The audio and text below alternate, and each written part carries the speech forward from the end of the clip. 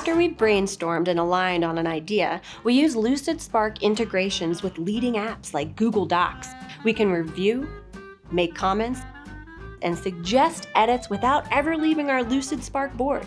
Once the script is locked, we're able to break it down to discuss the visual identity of the project using moodboards. Here to talk more about this is our senior motion designer, Jack Lemon.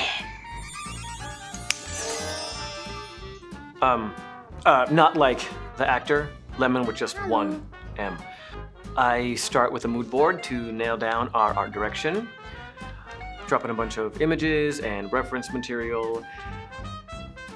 Then I add stickies to outline the direction we can take. It just helps us all get on the same page before we actually start making anything. In this section over here is where I keep track of the number of times people ask me to make a Pixar movie at the end of the week. Just me, making a full-length animated movie